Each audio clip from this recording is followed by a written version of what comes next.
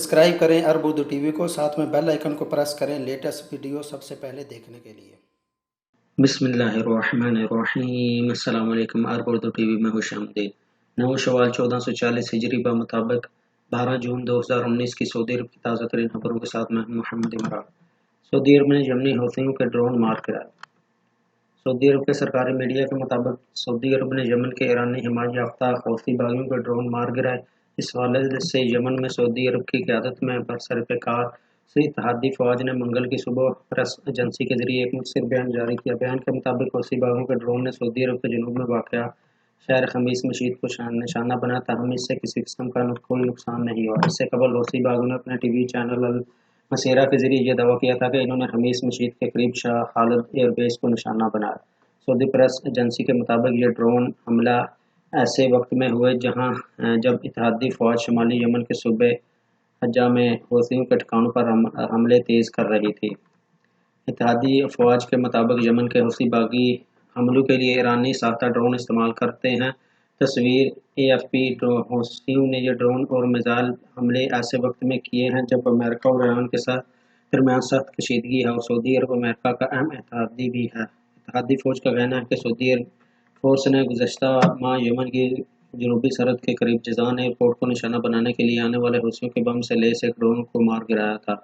Saudi अरब के जिज़ान airport के जरिए रोज़ाना हज़ारों आम अफराद सफ़र करते हैं, ताहम इत्तेहादी फ़ौज का कहना है कि हमले में कोई नुकसान नहीं हुआ। इत्तेहादी फ़ौज ने इस हमले के बाद हौथी बागियों को सख्त जवाब देने की धमकी दी है। इत्तेहादी फ़ौज ने मार्च 2015 में सदर मंसूर हादी की हुकूमत को बहाल करने और हौथी बागियों की पेशकदमी रोकने के लिए यमन में फौजी कार्रवाई का आगाज़ किया, ताहम दारुल हुकूमत सनआ भी अभी तक हौथी बागियों के कब्जे में है। इमदादी कार्रवाई करने वाले इदारों के मुताबिक इत्तेहादी फ़ौज की जानिब से फौजी कार्रवाई के आगाज़ से अब तक यमन में सिविलियन समेत हज़ारों अफराद हलाक और ज़ख्मी हो चुके हैं। अक़वाम मुत्तहिदा ने इसे दुनिया का इंसानी अलमिया करार दिया, जहाँ 24 मिलियन से ज़ायद यानी 2/3 आबादी को इमदाद की ज़रूरत है। सऊदी माहिर फल्कियात ने स्याचे के ज़मीन से टकराने के खतरात को वाज़ेह कर दिया।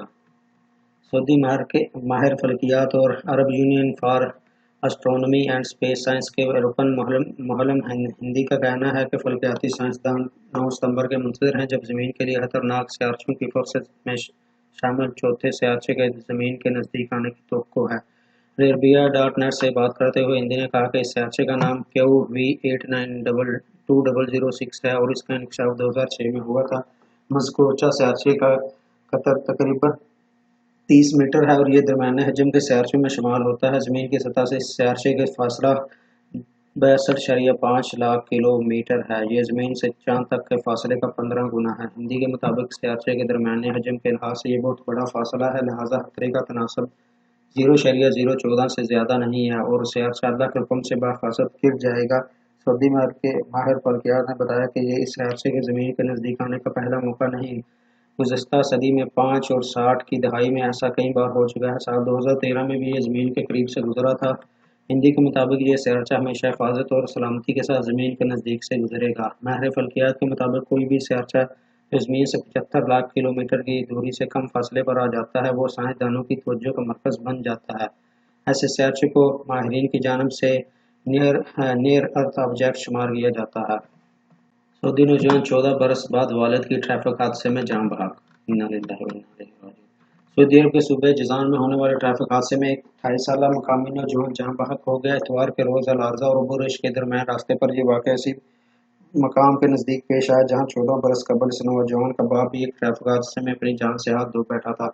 सऊदी नौजवान मोहम्मद कासिम दोशीहा बॉर्डर गार्ड में काम करता था। इसका घराने में वालिदा और 2 भाई और 4 बहनें शामिल हैं। कासिम के मामू हसन अकेले ने Arabia.net से गुफ्तगू में बताया कि यह हादसा मूसलाधार बारिश के बाद कासिम की गाड़ी उल्ट जाने के नतीजे में पेश आया। अकेले का मजीद कहना था कि इस हादसे पूरे घराने को गमगीन कर दिया है और इसी रास्ते पर इनके वालिद की मौत का गम ताज़ा हो गया है। निज़ाम में सऊदी हिलाल अहमर तंजीम के मुताबिक मीडिया तर्जमान बेशिर सरही के मुताबिक इतवार को सपहर 3:15 बजे अल अर्ज़ा जिला के दाखिली रास्ते पर सिक्योरिटी चेक पॉइंट के नज़दीक मज़कूरा हादसे की इत्तला मिली। इसके बाद फौरी तौर पर जाए मुकाम पर पहुंचा गया, जहां एक शख्स ज़ख्मी और तशवीनाक हालत में मौजूद है। इससे फौरी तौर पर तबी इमदाद देते हुए अबू रिश अस्पताल मुंतकिल کر دیا تاہم وہ جاننا بھر نہ ہو سکا۔ روس نے اوپیک معاہدے میں توسیع کے لیے کوئی اقدام نہیں کیا۔ خالد الفالح۔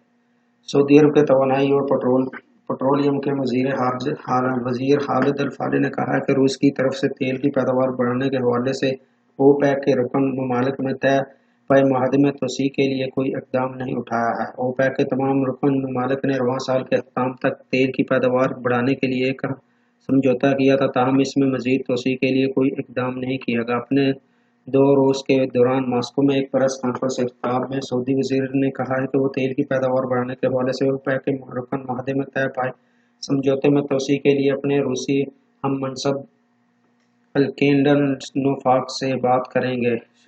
شاید رواں ماہ جاپان میں G20 اجلاس میں اس موضوع پر بات چیت کا آخری موقع ملے گا۔ اس سے قبل وینا میں اوپیک کے رکن ممالک کا خصوصی اجلاس ہوگا۔ خالد الفالح کا کہنا ہے کہ سعودی عرب کی آئل کمپنی ارامکو نوفاک کے ساتھ قدرتی گیس کے قطب شمال میں پروجیکٹ کے حوالے سے ایک معاہدہ کرنا چاہتی ہے۔ توقع ہے کہ روس ارامکو کی تجاویز قبول کرے گا۔ تو ناظرین، یہ ہے سعودی عرب کی اہم ترین خبریں۔ اگر آپ کو یہ ویڈیو پسند ہے تو اسے لائک کریں، کمنٹ باکس میں اپنی قیمت کی رائے کا اظہار کریں اور جاتے ہوئے چینل کو سبسکرائب ضرور کر لیں۔ تو ملتے ہیں اگلی ویڈیو میں، تب تک کے لیے مجھے اجازت دیجیے۔ اللہ حافظ۔ السلام علیکم ورحمۃ اللہ۔